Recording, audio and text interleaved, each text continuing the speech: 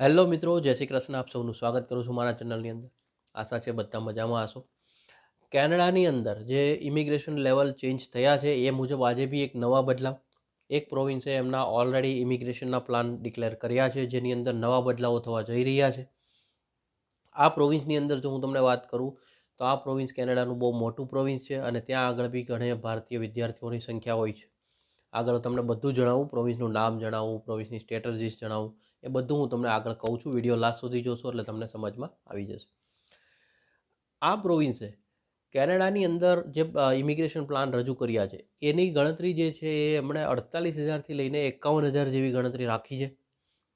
જેની અંદર હું તમને જો વાત કરું તો લગભગ એ જે 32,000 કે 31,000 જે છે એમાંથી ઇકોનોમી ક્લાસને આપવાની ગણતરી છે એ લોકોની. આ જે ટોટલ કેપિંગ એમણે નવું ડિસાઇડ કર્યું છે કે 2025ના વર્ષમાં 48,500થી લઈને 51,500 સુધીના ઇમિગ્રન્ટ્સ એ પ્રોવિન્સ લેશે.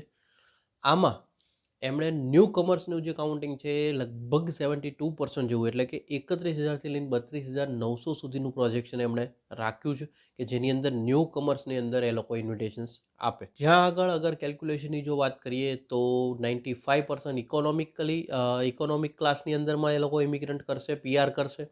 અને કદાચ 70-80% જો એમાંથી વાત કરીએ તો એ હશે ફ્રેન્ચ લેંગ્વેજવાળાને પ્રાયોરિટી આપશે. ઘણા સમયથી હું બી તમને વિડીયોઝમાં કહેતો આવ્યો છું કે ફ્રેન્ચ લેવલ તમે કન્ટિન્યુઅસ રાખજો તો જ તમને વધશે. હવે લગભગ મેં તમને અહીં આગળ કીધું કે ફ્રેન્ચ લેવલની ડિમાન્ડ આવશે એટલે તમે બી સમજી ગયા હશો કે આ કયું પ્રોવિન્સ હશે. આ પ્રોવિન્સ છે કેનેડાનું ક્યુબેક પ્રોવિન્સ. કેનેડાના ક્યુબેક પ્રોવિન્સ જે છે એમણે જે નવા બદલાવ કર્યા છે એ મુજબ આ એમના જે કેલ્ક્યુલેશન્સ છે જેની અંદર 48,500થી લઈને 51,500 સુધીના ઇમિગ્રન્ટને ઇન્વાઇટ કરવાના છે.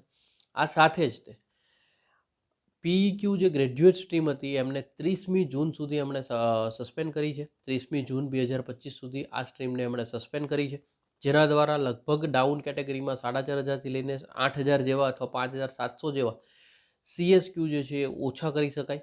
આ કેલ્ક્યુલેશન સાથે કર્યું છે. આ સાથે ફ્રેન્ચ લેંગ્વેજનું રિક્વાયરમેન્ટ વધવા જઈ રહી છે, તો ફ્રેન્ચ લેંગ્વેજની જે રિક્વાયરમેન્ટ છે એમાં વધારો કરવા જઈ રહ્યું છે ક્યુબેક.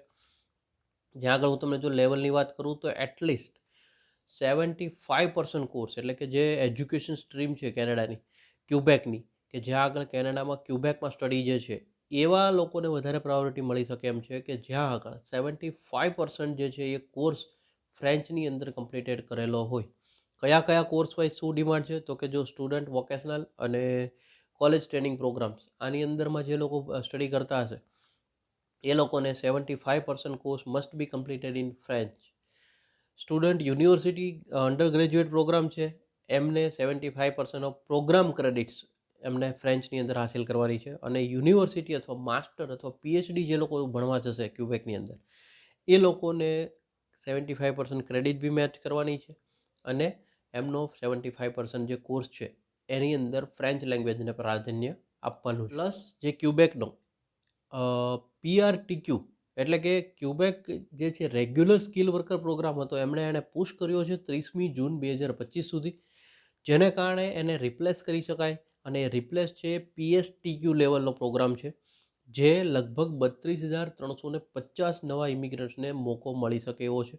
એના માટે થઈને એમણે જૂનો પ્રોગ્રામને એમણે પુશ કર્યો છે. અચ્છા, તમને હવે એવું થશે કે આ બે પ્રોગ્રામનો ડિફરન્સ શું છે, તો હું તમને જે ન્યૂ પ્રોગ્રામની વાત કરું, PRTQ પ્રોગ્રામ છે એ અરીમા પોર્ટલ દ્વારા જે લોકો પોતાનું એક્સપ્રેશન ઓફ ઇન્ટરેસ્ટ સબમિટ કરશે એ લોકો જેનો બેનિફિટ્સ ઉપાડી શકશે અને એ લોકો જેનો ફાયદો લઈ શકશે. એટલા માટે થઈને એમને 32,000 જેવા ઇમિગ્રન્ટ નવા મળી રહે એ આ પોર્ટલ થ્રુ લેવાની ગણતરી છે, જ્યાં હાઈ સ્કોર પ્રમાણે જેમ એક્સપ્રેસ એન્ટ્રીનું પોર્ટલ છે એમ ક્યુબેક, મેં તમને ઘણા વિડીયોમાં કીધું એ પ્રમાણે ક્યુબેક એક એટોનોમસ છે, એની ઇમિગ્રેશન સિસ્ટમ પોતાની એક અલગ જ છે. એટલે એમનું જે અરીમા પોર્ટલ છે આ પોર્ટલ પર એ એક્સપ્રેશન ઓફ ઇન્ટરેસ્ટ તમારે સબમિટ કરવાનું રહેશે, જ્યાંથી તમને આ સિલેક્શન જેમ હાઈ સ્કોર હશે એવી રીતના ડ્રો પ્રમાણે સિલેક્શનો મળશે. ત્યારબાદ જો ફેમિલી ઇમિગ્રેશનની વાત કરીએ તો ક્યુબેકે એમના ઇમિગ્રેશન પ્લાનમાં ફેમિલી ક્લાસ માટે 25મી જૂન 2026 સુધીના જે ટાર્ગેટ છે એની અંદર ફેમિલી સ્પોન્સરશિપ દ્વારા 13,000થી લઈને 10,400 જેવા સ્પાઉસ, પાર્ટનર્સ અને ડિપેન્ડન્ટ ચિલ્ડ્રન અને 2600 જે છે અધર રિલેટિવ, આ રીતના ટોટલ 13,000 લોકો જે છે એ લોકોનું એક કેપિંગ ડિસાઇડ કર્યું છે. આ સાથે લો વેજીસનું જે LMI જે હતા એને સસ્પેન્ડ કરી દેવામાં આવ્યા છે અથવા એને કેન્સલ કરવામાં આવ્યા છે અત્યારના કેસમાં, કે એના બે પોઈન્ટ જે છે એમને નહીં મળી શકે.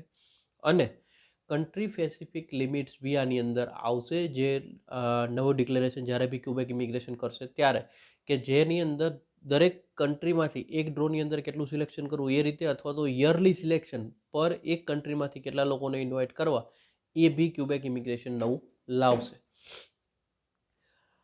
આ જે સિસ્ટમ છે, આ સિસ્ટમ રિગાર્ડિંગ તમારે કંઈ ફીડબેક આપવો છે, તો તમારો કોઈ ઓપિનિયન શેર કરવો છે, અથવા તો આજની માહિતી મુજબ તમારે કંઈ અમને કહેવા માગો છો, તો જરૂરથી કોમેન્ટ કરજો.